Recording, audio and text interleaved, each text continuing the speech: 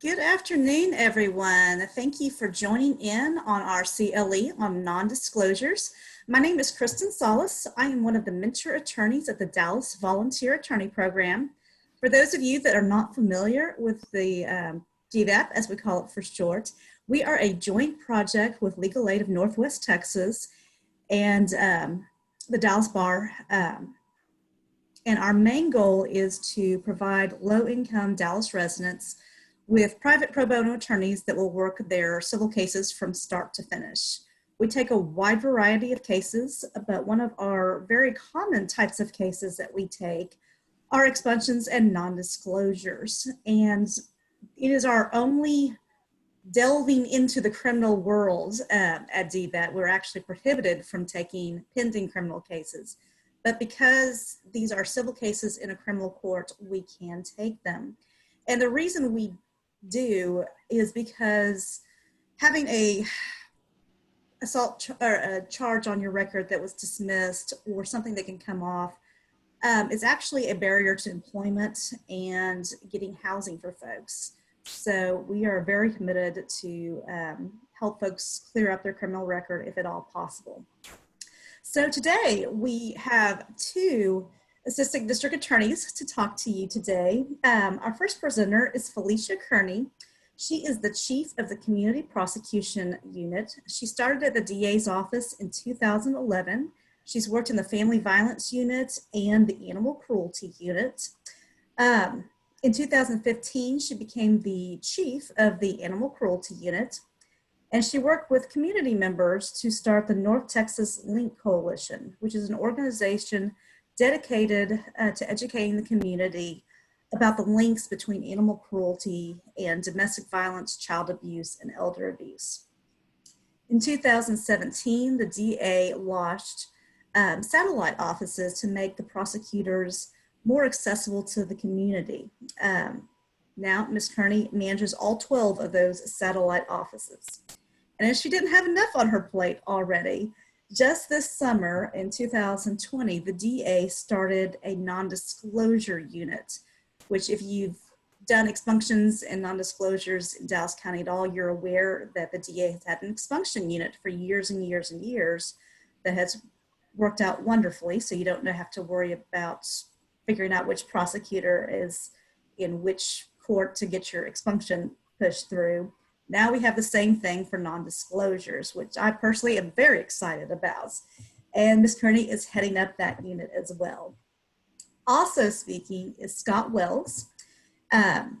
He has his JD from Syracuse University, and he is licensed in Texas, New York, and Georgia, and has worked in the DA's office in Dallas, Atlanta, and Syracuse. So he's got a wide variety of experience. Currently, he joined the DA in 2016 here in Dallas and is currently in County Court number 6. So without further ado, I will turn it over to Scott and Felicia. Thank you, Kristen. Good morning, everyone.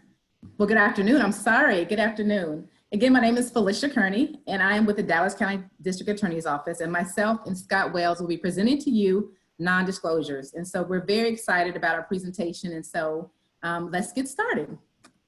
So,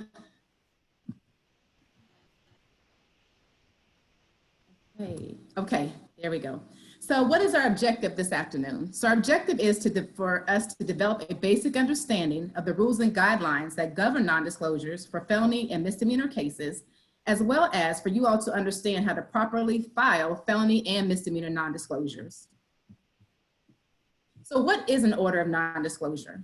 So an order of non-disclosure is a court order prohibiting public entities, including courts, clerks of the court, law enforcement agencies, and prosecutorial offices from disclosing certain criminal records. As of September the 1st, 2017, the non-disclosure laws as set forth in Chapter 411, Subchapter E1 of the Government Code applies to all persons seeking an order of non-disclosure regardless of the date of offense. So even old cases that were not eligible for a non-disclosure before may now be eligible under the new law. Example, a 1980 DWI case now could possibly be non-disclosed. The only exception is automatic disclosures. which apply only to people who receive an order of discharge and dismissal on or after September the 1st, 2017. And we'll talk about what an automatic non-disclosure is. So there are 10 distinct categories of non-disclosure. So your disclosures will fall under one of these categories. And all this information, again, can be found in Chapter 411, Subchapter E1 of the Texas Government Code. And so I'm not going to go through all of these because we will touch on them individually, but these are the categories that your non-disclosure will fall in. But before you make the determination of which category your non-disclosure will fall into, it has to meet two base requirements. So the first base requirement is that the individual must behave themselves. So from the time the person is convicted or placed on deferred adjudication, an individual cannot receive any other conviction or deferred adjudication from the time the sentence is pronounced through the waiting period, except for a Class C ticket. And generally the waiting period is 5 years for felonies and 2 years for most misdemeanors. Now, this is very important. The question is not only whether the person committed a new offense, but also has a person received a new conviction or order of probation.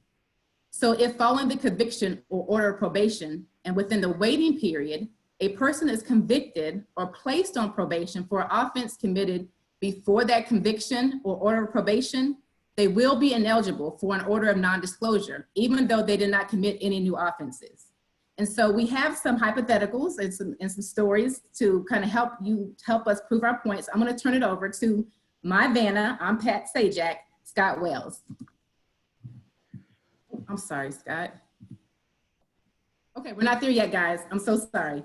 The second base requirement is that the individual has never been convicted or received deferred adjudication for any offense requiring sex offender registration under Chapter 62 of the Code of Criminal Procedure, or any Texas Penal Code offenses, 1902, 1903, 2004, 28.02, 28.03, 22.04, 041, 25.07, 25.072, or 42.072. Now, any offense involving family violence as defined by Section 71.00 of the Family Code cannot be considered. An affirmative finding for family violence is not required. So basically what this means is that if you have an individual who has a prior family violence case, but there has not been an affirmative finding, the judge or the court can go behind the case and they can look at the facts of the case. And if they determine that there was family violence involved, then that could possibly disqualify them from being able to receive a non-disclosure. They would not have met one of the base requirements. And these are the Texas Penal Code offenses that I just listed out to you all as far as in a base requirement that they cannot have: murder, capital murder, aggravated kidnapping, trafficking of persons, continuous trafficking of persons, injury to a child, elderly individual, or disabled individual, abandoning or of endangering a child, violation of certain court orders or conditions of bond, repeated violation of certain court orders or conditions of bond, and stalking. So there has to be, if your client has either one of these in their history, they don't meet the base requirements. Okay, now I'm going to turn it over to Scott. Good afternoon, everyone. I just want to go over the first hypothetical. We have Willie Nelson and Snoop Dogg. After performing in front of a sold-out crowd in Austin, Texas, Willie Nelson and Snoop Dogg went back to Willie's bus to celebrate their successful performance. While celebrating, Austin PD raided the bus and arrested Willie and Snoop Dogg for felony possession of marijuana with intent to deliver. Snoop tells the officers, "This is not my bus. I'm just here treating my post-performance anxiety." Snoop shows the officers his prescription for medical marijuana and is released. Willie is charged with felony possession of marijuana with intent to deliver. Here's the hypo.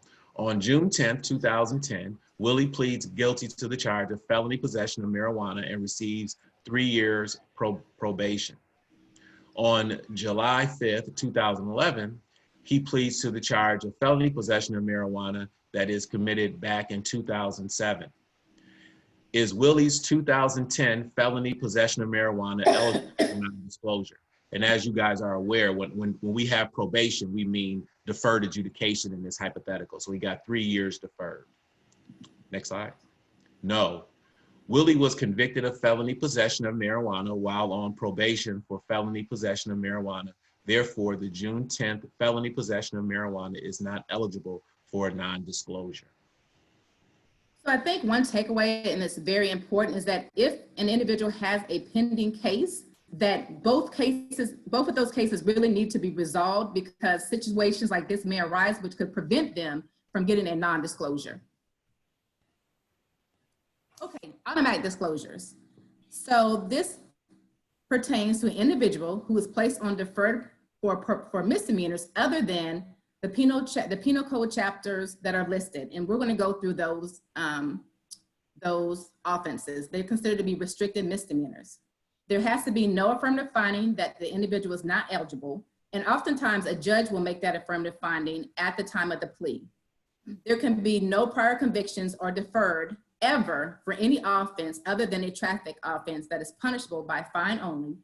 And the waiting period is 180 days after the person is placed on probation. So if a person is placed on probation for 180 days and the judge signs a dismissal and discharge order on the 180th day, a request for non-disclosure can be filed the same day. If a person is placed on probation for 3 months, and once that probation expires, their waiting period would be, excuse me, 3 more months, and then they will be eligible to file for a non-disclosure. And one thing about the automatic disclosures is that a petition does not have to be filed, nor is notice to the state required. Now, it would be a common courtesy, I would request that you all would at least send us information that a request for an automatic non-disclosure is filed, just so that we can know. But it does not have to be done. You all must prove evidence to the court that the individual is eligible for the automatic non-disclosure and pay a $28 fee.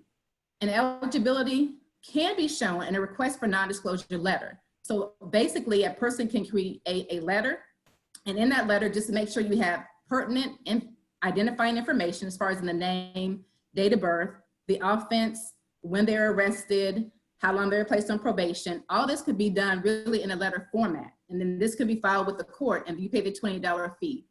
Excuse me. Now, again, this only applies to individuals who receive an order of discharge and dismissal on or after September the 1st, 2017. Again, this is the only non-disclosure that does not apply to cases that were prior to 2017. And these are the restricted misdemeanors that I discussed earlier. So these are the cases that do not fall under an automatic disclosure. So if you have a client that has one of these that's on probation or was convicted of one of these offenses, they are unable to get an automatic non-disclosure. Deferred adjudication. Now, if an individual is placed on deferred for any offense, this applies, excuse me, to any individual placed on deferred for any offense that's not eligible for the automatic non-disclosures or a DWI offense. So those restricted misdemeanors that we discussed earlier, they would fall under this category if they were placed on deferred probation. There has to be no affirmative finding that they are not eligible. So again, at the time of the plea, the judge cannot have found that they are ineligible for non-disclosure. You have an order of discharge and dismissal, and you must prove that it is in the best interest of justice.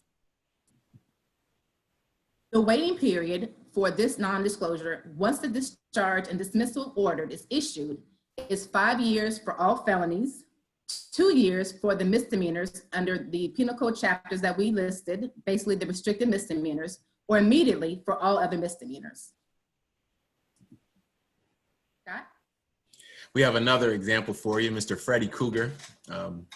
In 2010, Mr. Krueger entered a plea of guilty to a felony theft charge and received a sentence of deferred adjudication, 5-year term. In summary, he stole a television from Best Buy on Elm Street. He completed his sentence without incident. He has no other arrest and/or criminal convictions. During his sentence, however, he did receive a traffic citation that is only punishable by a fine. Should the state oppose his request for non-disclosure? No, heck no. Freddie may have been yielding those blades and moving faster than the law allows, but a Class C citation will not make the theft charge ineligible for a non-disclosure. So again, if they have a Class C citation, then they are still eligible for a non-disclosure. So misdemeanor convictions.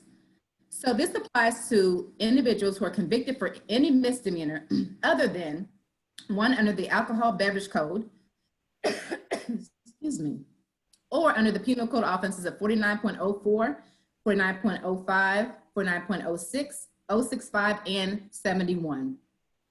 Now, a person must receive an order of discharge and dismissal or release from confinement, including paying all fees and fines. Again, this individual can have no prior convictions or deferred ever for any offense other than a traffic offense that is punishable by fine only. Also, it must be shown that it is in the best interest of justice that a person's offense is non-disclosed. The waiting period. For individuals who are placed on probation, it's once the dismissal and discharge order is issued. And it's 2 years for the misdemeanors under Penal Code chapters that we discussed earlier, what we call the restricted misdemeanors, and immediately for all other misdemeanors. For a person who is sentenced to confinement or a fine only, it's immediate for fine only misdemeanors and 2 years from completion of jail sentence. Driving while intoxicated. This applies to an individual who was sentenced to deferred or straight probation or jail for a DWI offense, except for one that falls under 49.04D, which is the statute which discusses having a blood alcohol content of greater than 0.15. They must have successfully discharged or been released from confinement and paid all fine and fees. They cannot have any prior convictions or placed on deferred ever for any offense other than a traffic offense punishable by fine only. You must show that it is in the best interest of justice and that there was no affirmative finding. The offense must not have caused an accident involving another.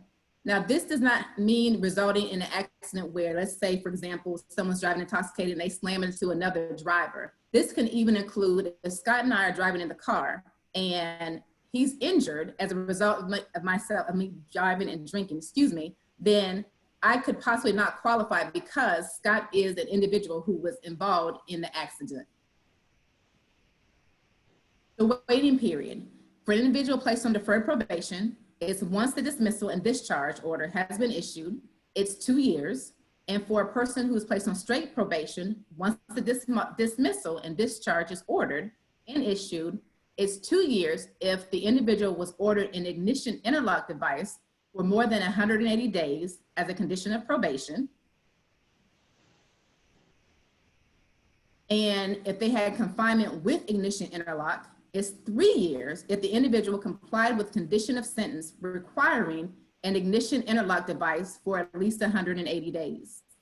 And if the individual is placed on straight probation or confinement without an interlock, it's 5 years from the date of discharge from probation or release from confinement. Scott? We got another one, Mr. Vin Diesel. In 2015, Mr. Diesel was convicted of misdemeanor DWI and sentenced to a term of 1 year probation stemming from an incident whereby he was involved in a traffic accident and blew a .09 at the scene. Per the police reports, he was driving fast and furious when he struck another vehicle. It should be noted he had a passenger in the vehicle with him. He has no criminal history and he successfully completed his sentence. Should the state oppose his petition? Absolutely yes. The offense that XXX is trying to non-disclose resulted in an accident which involved another person, his passenger. As a result, the case is not eligible for non-disclosure. Veterans Treatment Court Program. An individual who is with the Veterans Treatment Court Program must successfully complete Veterans Court Program. The offense must not have involved operating a motor vehicle while intoxicated. They must have never previously been convicted of an offense under 42A.054, formerly known as a 3G offense, or a sexually violent offense, and it must be shown that it is in the best interest of justice. The waiting period. The waiting period for an individual who's completed Veterans Treatment Court program is 2 years from the day successfully they complete their program. And during this time, an individual cannot be convicted of any felony offense.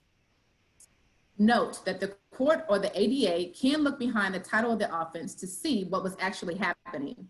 With a regular non-disclosure, you may look solely at the offense that is sought to be disclosed, not looking at the whole arrest. For Veterans Court, you are looking at the other offenses as well.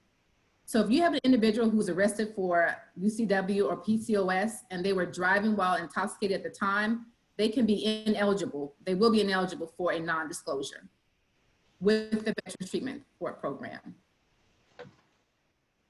The Veterans Reemployment Program.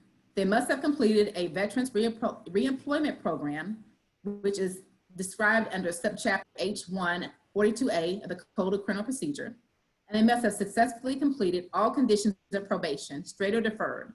A regular jail conviction or fine is not going to entitle them to a non-disclosure, and it must be shown that it is in the best interest of justice for this offense to be non-disclosed. Now, with the Veterans Reemployment Program, the two base requirements need not be met. It does not matter if they pick up other offenses while on probation, as long as it does not get them revoked. And it also does not matter if they have a prior family violence or an offense that requires sex offender registration. We have another hypo here, Mr. John Rambo. In 1982, Mr. Rambo was honorably discharged from the United States Army after 20 years of service. In October 2017, John Rambo began his 1-year deferred adjudication sentence for criminal trespass as a participant of the Veterans Treatment Court program. Upon reviewing the case, the state learned that Mr. Rambo kicked in the door of his neighbor's house and fired multiple rounds from his AR-15 because of loud music. The victim did not want to cooperate in the prosecution of the case and moved to Paris, France. Because of that, the state dismissed the aggravated assault with a deadly weapon charge and filed the case as a criminal trespass. Should the state oppose the petition? Yes, it must be shown that it is in the best interest of justice that this case is non-disclosed. Not disclosing a case where an individual kicks in someone's door and sprays the room with an AR-15 because of the music is too loud is definitely not in the best interest of justice. And now, although the law provides that they are able to have, that they don't have to meet the requirements, more than likely the state will object to the non-disclosure because, like, for example, with John Rambo, it's not in the best interest of the community for this information to be non-disclosed. Human trafficking or compelling prostitution. This applies to an individual who's convicted or placed on deferred for an offense under the Penal Code 31.03, Class B or C theft, 43.02 prostitution, or the Health and Safety Code, Section 481.120 and 481.121, Class B delivery or possession of marijuana. Now, the individual is requested by the prosecutor to assist in the investigation or prosecution for human trafficking or compelling prostitution. The individual must participate in the investigation or unable to help due to an age or disability. Now, it must be an individual who commits these crimes as a victim of human trafficking. It can't be the human trafficker who comes and says, I should be able to get my offense non-disclosed under the human trafficking, compelling prostitution non-disclosure. No, it has to be a victim who commits these offenses who's eligible for a non-disclosure. They must prove that the defendant committed the offense solely as a victim of human trafficking or compelling prosecution, and it must show the best interest of justice. Now note that you may file multiple petitions for different offenses, but only if no more offenses are committed. So for example, if the individual has 15 cases because they are a victim and the petitions are filed for all 15 cases in their respective courts, if he or she picks up additional cases, they cannot get those subsequent offenses non-disclosed. There is no waiting period for this non-disclosure, and it can be done immediately once the case is disposed and the petition is proved up. Specialty courts. Provisions in the government code provide that a person who completes either a drug court program or a commercially sexually exploited persons court program is eligible for an order of non-disclosure. as if the defendant had received a discharge and dismissal from deferred adjudication. And you can find this information in the Texas Government Code, section 123.001B and 126.001 subsection B.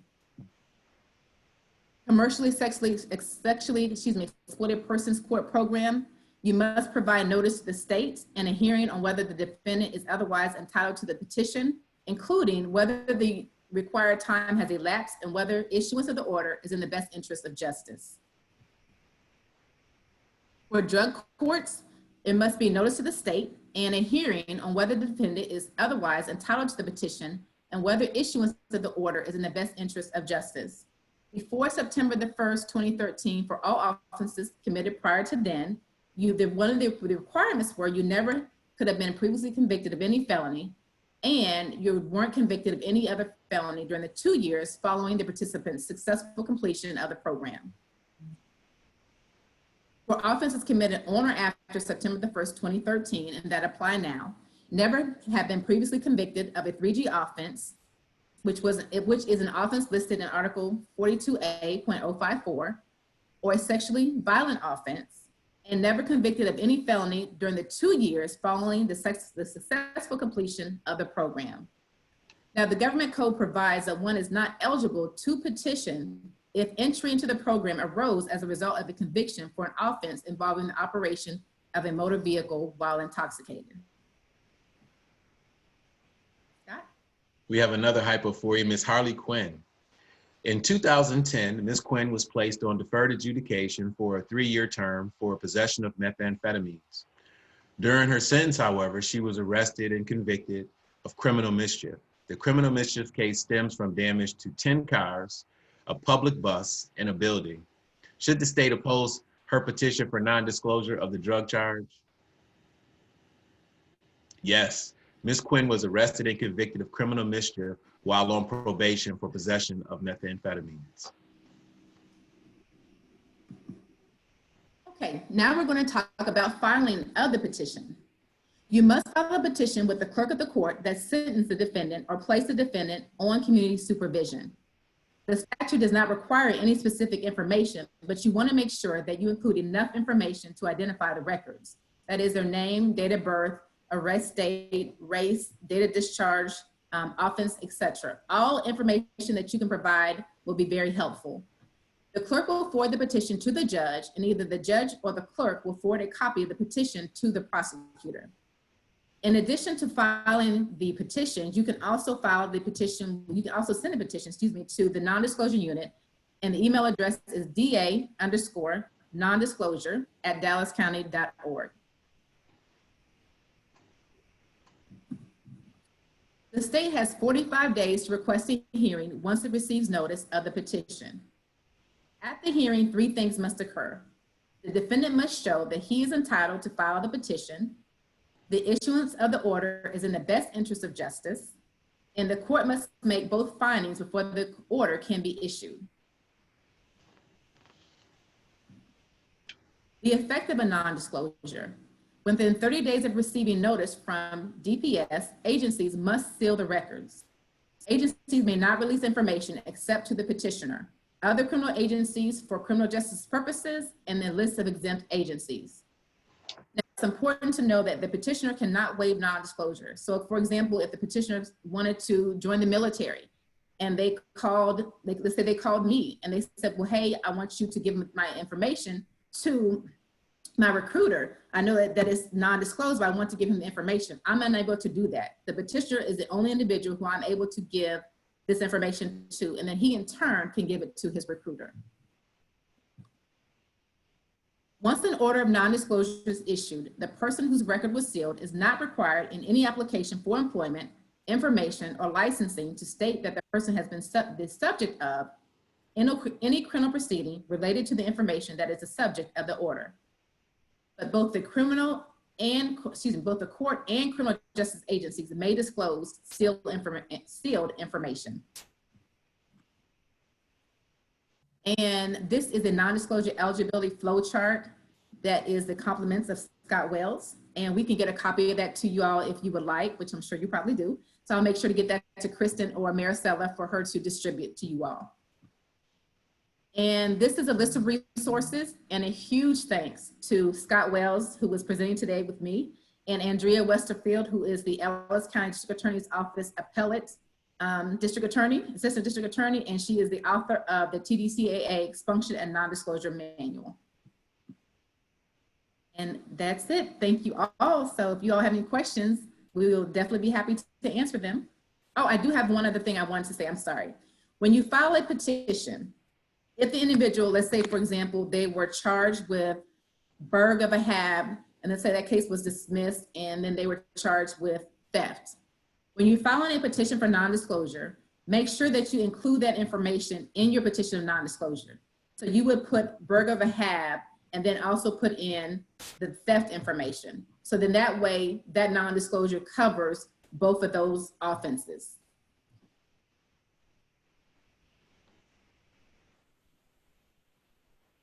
All right, thank you, Felicia and Scott.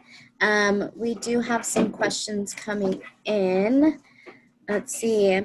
As far as MCLE course number, I've included the course number in the chat box, and I can state that number out loud. It is 17409-6532. And I'll also send that along with the slides that Scott and Felicia have provided following today's presentation. So you should receive that in your email within the next day. We do have a question for our speakers. Best interest of justice, is that just a finding of the court, or is there information that can be provided to help? As far as if you were to submit your petition, the best interest of justice is basically your argument as far as in why that case should be non-disclosed. Scott, do you have any? I think it sounds as if they're wondering whether or not the court has to make a determination. I believe the court has to make a determination. Oh, I'm sorry. In the best interest of justice. Your argument would be exactly that, like, this is why we think it's in the best interest of justice. For example, it may be a case that may be, let's say, 7 or 8 years old, and your client has nonetheless followed the law, and to not allow a non-disclosure would prohibit him from housing or job opportunities. Something like that would be your argument, but the court would have to make that determination that it's in the best interest of justice. The same thing to piggyback off of that would be the Rambo hypo that we used. If a defense attorney wanted to get that non-disclosed, our argument would be it would not be in the best interest of justice to allow something like that to stand because of the nature of the facts of the case. Of course, it was an exaggeration, but there are situations whereby cases are reduced to a point where it seemed like it's just shouldn't even be recorded. But the prosecution of the case led to that result. But the court would need to make that finding of the best interest of the justice.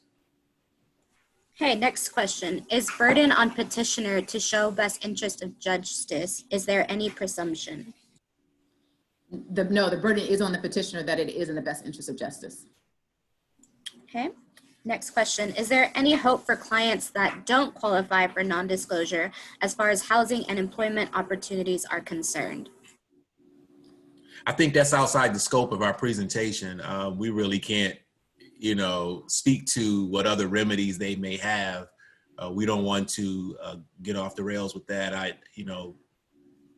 It's not lost on Felicia and I that we have individuals who are convicted of crimes that they may have done when they were young in life or in the heat of the moment, and they're otherwise stuck with a conviction. But we'd have to go by the law as what we're able to give them a non-disclosure for. The only thing I can say is, beyond that, there's really nothing we can do. I don't have an answer in mind. Maybe Felicia, do you have something you think of? No, unfortunately, if they can't get an expunction or a non-disclosure, then there's pretty much nothing else that can be done as far as on our end, unfortunately. Next question. If the convicted person does not know what court or county where they received their conviction, what's the best way to find that information? Certified conviction. I'm sorry? The certified conviction. You can order to certify conviction, and it should have the name of the judge in the courtroom whereby the conviction was had. It's also public record, so you can get on base. And if you have their name and their date of birth, then you should be able to find out what court that conviction was out of. Great. Next question. What if a client is eligible for a non-disclosure on a DWI, but they cannot produce the BAC level from the arrest? Well, that information actually should be in the reports, and it should be also in the judgment. So they shouldn't have to produce anything. It should be listed in the report. So the attorney who is reviewing the case, they should be able to make the determination based upon the judgment and even the affidavit of probable cause, what that information is. And if they're not sure, you can call someone. You can call me at the DA's office, and I'll try to help you with that. Great. So it looks like we don't have any other questions at the moment. I'm going to go ahead and repeat the MCLE course number, and that's 174096532. Again, please self-report under your State Bar of Texas profile. And if you do have any questions, you can email me and I can get that information to you as well.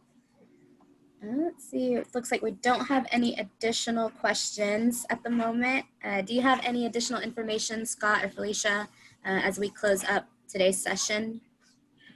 The only thing I could think of is, I don't know if Felicia want to go through the flow chart, because I think it's just a great resource. And in case if anyone want to go through that, we can go through it quickly. If anyone have any questions, they can ask. I think I really appreciate it. When I first started doing non-disclosures, that flow chart really helped me out. So if we could just briefly, I know we have maybe roughly 23 minutes to spare. So we don't want to, shortchange anyone. If we can just go through the flow chart real quick, and then basically if anyone has any questions from that, we can answer those. Stella? Yes, that works fine for me. Go ahead and share your screen again if you need to.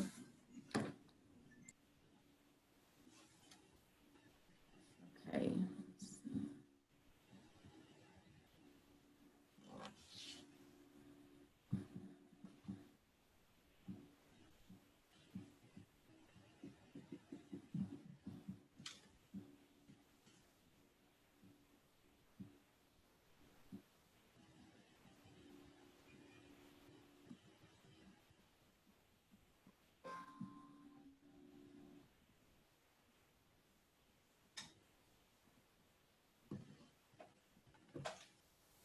I'm going to grab some water. So if you don't mind covering the flow chart for me. Oh, sure. Move this out here. Yeah, and then I can go through the chart. That's no problem at all. And I'll just let you guys know what, how it works for us. So essentially, normally the way things work is at the Dallas County District Attorney's Office, when we get a request for a non-disclosure, we get it from the clerk's office, and it's a green file. And we normally have the proposed order that is written by the defense counsel. So we would ask that be in there. And we also have some facts about the case, and we also have some police reports and such. And it's something that we can look over very briefly. But the way we started, you can look at the top where it says, was the person convicted of a charge of the offense? And this is why we wanted to make sure we spoke about the fact that with felony cases, it's normally deferred adjudication. And then misdemeanors, Ms. Kearney had went through all the levels of misdemeanors whereby it could be deferred or a conviction. But with felony cases, it must be a deferred adjudication. It cannot be a bona fide conviction with a felony. Those are not eligible for non-disclosures. And then the next thing would be, you see where it says yes and no. You see where it says yes, that little thing, go right to the red, and it says this person is not eligible for non-disclosure. So is the person convicted? The answer is no for non-disclosure. Has the person successfully completed the deferred adjudication probation for the offense? If you say yes, you keep going. If it say no, boom, that's down to the bottom. Yes. Has the case been discharged and dismissed by the court? So after you do your deferred adjudication, let's say you have it for 3 years, you complete your 3-year deferred adjudication, it's dismissed or discharged by the court, and then you got to do your time frame. During the period of deferred adjudication, did the person get placed on another deferred adjudication or conviction for any criminal offense greater than a fine only misdemeanor? As you may recall, this will piggyback off of the Freddy Krueger hypo that we use, where Freddy Krueger got a speeding ticket or something like that, but he otherwise was clean. The reason I think it was important to review the flow chart is because one of the things that really is a hang up on folks is the idea of the fact that once a defendant is on deferred adjudication, even if they plead to another case that happened before the case for which they're on deferred adjudication has been placed, they're ineligible. So if you were placed on deferred adjudication in 2010 and your sentence goes to 2015, but you pled to a case, or your client pled to a case from 2007, but they pled to it during that deferred adjudication, that would make them ineligible. You know, even though they didn't have any other arrests or convictions and they led an otherwise clean life during the time of deferred adjudication. But if they pled to another case, it's going to make them ineligible. So that's something you want to be mindful of. Even when you speak to your clients during the whole plea phase, when they enter a plea of guilty, and during the time if they come to you about a non-disclosure. So if the answer is yes to that, boom, goes down to the red box, ineligible. Has the person ever been required to or register as a sex offender? If the answer to that is yes, that's a game changer. You cannot get a non-disclosure. If the answer is no, you can keep on going. Has the person ever been convicted or placed on deferred adjudication for aggravated kidnapping? If the answer is yes, the case can't be non-disclosed if they have down the history. If the answer is no, you keep going. One of the good things that I like about what Felicia did with her presentation is she itemized the charges in which that if you have a prior conviction for, it would render a person ineligible to receive a non-disclosure. That's a good resource. A lot of time people have clients who enter a plea of guilty to something they want to have non-disclosed. But however, once we review their criminal history, we'll say, you know what, this person was twice convicted of A, B, A and B, and that renders them ineligible. A lot of times what we normally do is when we receive these requests and we realize that there's something that is automatic in the statute that prevents them from getting a non-disclosure, we would do the defense attorney a courtesy and just send them an email or write them a letter and say, listen, we don't even need to go before the court. We may need to withdraw this because your client was convicted of injury to a child back in 2005. So therefore, they're not eligible for any non-disclosure. Sometimes defense attorneys say, you know what, I still want to have a hearing before the court. That's fine. But just so you're aware, that's what we normally do. I don't know how Ms. Kearney's going to do the non-disclosure unit in Dallas County, and she can speak to that. But what I try to do is be very conscious of everyone's time, especially during this COVID outbreak, where the fact that we try not to get together no more than we have to. So if we get a non-disclosure or something, we'll shoot you an email or write you a letter and say, listen, let's just look over the criminal history and let's see exactly what happened during the time this person was on deferred adjudication.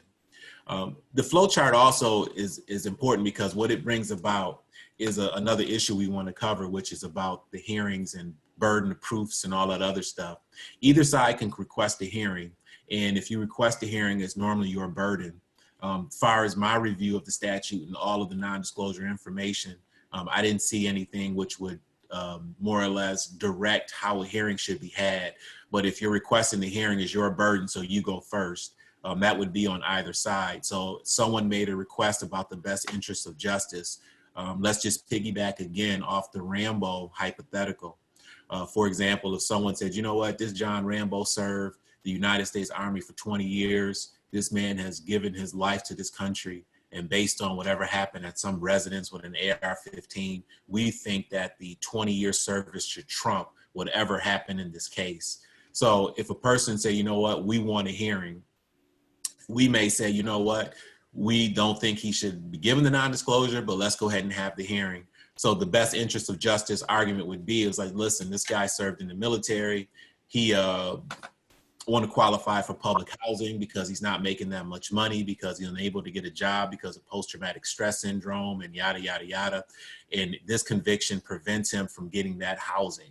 You know, those are all things that would go into an argument, and likely the defense counsel will go first because they request a hearing and it would be their burden. The district attorney's office would answer back, said, listen, we got people who picked up and moved from their home country of the United States, and they now live in Paris, France, because this guy not only waved that AR-15, but he fired multiple gunshots. So, I mean, you guys are all attorneys, you know how things may go. So those arguments are going to be thrown to the court, and the court will make the determination as to what will be done in the best interest of justice. So I know I kind of got a little bit off track a little bit from the slideshow, but I felt it was necessary to speak about the hearings, because a lot of times people may say, you know what, we're going to argue through a lot of this, even though you may say my client is not eligible. Just be mindful of the fact that what this chart show and what Ms. Kearney reviewed, a lot of it is statutory disqualifiers where you're not going to get your client, would not qualify for non-disclosure. The only thing where there's some wiggle room or, places where you can really, be an attorney, quote unquote, is where it's the best interest of justice. So those are things to be mindful of. All right. So we continue with the flow chart. It says, has the person ever been convicted or placed on deferred adjudication for any offense involving family violence? As Ms. Kearney said, there does not have to be an affirmative finding. You may get a case where you may say, if you read the facts of the case, he may have damaged or destroyed his significant other's car, or she may have damaged his house, and come to find out this thing involves family violence. That may be a disqualifier. But again, if we're saying family violence, we'd have to prove it. You got to prove that romantic relationship and what have you. And that can be something that can be had in the hearing. All right. But if it does, and if it's proven, you see it goes right to that red box, and it's a disqualifier for non-disclosure. Is the person seeking to non-disclose a felony? You keep on swinging around, and you see where it says no, because that goes to misdemeanors, and then it has a yes. Then it talks about felonies. Just keep in mind, as we said, felonies are strictly dealing with deferred adjudication. If a person's enter a plea of guilty to a felony where you otherwise have a conviction, where a person is sent to the Texas Department of Corrections, some sort of state jail or county jail, and they got a bona fide conviction for, let's say, a 1244 or something like that, and all that good stuff. A 1244 where you plead to the felony but get a misdemeanor sentence, not the other, like a 1244A. I get the numbers mixed up, but the 1244 where you plead to a misdemeanor, that's a different thing. But I'm talking about where you plead to the felony and get the misdemeanor sentence. You're going to be ineligible for that because that's a bona fide conviction. But if you're not dealing with the felony as misdemeanor, you go to that little yellow box, and we'll start there and we'll jump back to the other one. It says the offense is eligible for non-disclosure, but a 2-year waiting period from the date of the discharge and dismissal is required has elapsed. So remember, you gotta, as Fee said, you gotta behave for that time frame that you're, do your deferred or your conviction, what have you. And then it says, yes, the person is eligible to file a non-disclosure, and you get a victory for that. And it's always good to let people, get their non-disclosure if that's something that's good for them. It keeps spinning around here with the boxes. It goes back to the bottom. So we'll talk about that. Is the offense sought for non-disclosure, unlawful restraint, kidnapping, and it gives all those nasty felonies. So it's just one of those things where you got to be conscious of what the case is about, and I think that when you're dealing with non-disclosures, I think that, and I'm sure Ms. Kearney could speak to this because we still got maybe, a couple minutes left and she can give her opinion. I think we prosecutors really understand and appreciate what defense attorneys are doing, where you're trying to help people get their lives on track. A lot of people who commit crimes are, they're not bad people. They just made a bad decision and they have to suffer the consequences for it. And we do the best we can to recognize those who are paid their debt to society and trying to be productive persons in our communities. And we try to be very aware of that when we review the non-disclosures and try to make a good decision. I know our system is adversarial, but at the same time, at the end of the day, we all just want to do the right thing and do right by people. So I think that's something to be aware of when we get our non-disclosure requests. Just be mindful that we're trying to do the best we can. We have to not only protect our society, but we want to do the right thing by your client. I thank all of you for attending this CLE. I thank for the invitation. If you have additional questions for me, you have my email address. and I'll be more than happy to help you in any way I can. I just want to give the floor to Ms. Kearney. This is her presentation. I want to be the first to say I think she did an outstanding job, and I'm sure she wanted to just add her final thoughts with regard to this. I see the time is 12:50, so I'll make sure she get the lion's share of the time left. Thank you very much, everyone. Thank you, Scott. First of all, I just want to thank you for your assistance with this presentation. You all, Scott, my co-host Scott, to ask him to assist me with this presentation, he did not hesitate. So I really appreciate that. And just to piggyback on what Scott said, you know, I know you all hear us say this all the time, but we do feel like our duty is to make sure that justice is done. And justice doesn't always stop when a conviction is dealt or a person's placed on deferred probation. It's also after the fact. And so with the non-disclosure unit, what we do, of course, we go by what the statute says, but we do take in consideration everything. So if you have a case where it's an assault family violence or an assault case that doesn't have a family violence finding, but it is family violence involved, it doesn't mean that it's going to automatically be rejected. Because I have not objected to family violence cases based upon the facts of the case, based upon what I read in the file. So I will pull old files to review them. And so we do take this very seriously because as Scott said, we don't want to prohibit anyone from employment or housing if possible. And so with that being said, I just want to say thank you all for being here because you all are doing God's work as well. And we appreciate your time. And if there's anything that we can do for you, if you have any questions, please feel free to give us a call and we will help as much as we can. Scott, Felicia, thank you. We actually had 3 additional questions come in. If you have a few minutes just to answer those. Oh, absolutely. Awesome. So one question is, what happens if you get deferred on 2 cases from the same arrest, 1 misdemeanor and 1 felony? If you don't plead them the same day, does that mean you can only non-disclose one and not the other? Ooh, that's a good question. So if you get placed on deferred probation the very same day? Correct. Again? Okay, so they're placed on deferred the very same day, then yes, both of those cases, if they get a discharge and dismissal on those cases, they should be able to apply to be able to be eligible for non-disclosure as long as they don't fall under those, you know, as long as they meet the 2 base requirements. For the misdemeanors, there's no any type of prohibitions. If I'm understanding your question correctly, is that they're placed on probation for both of the offenses on the exact same day. Yes, correct. Yes, because they don't have a prior conviction or they were never placed on probation prior to their current probation. Yes, I believe that's the gist of that question. So we have 2 more. If an individual was acquitted of an offense, example DWI, but years later he is convicted of another offense, is the initial offense eligible for non-disclosure?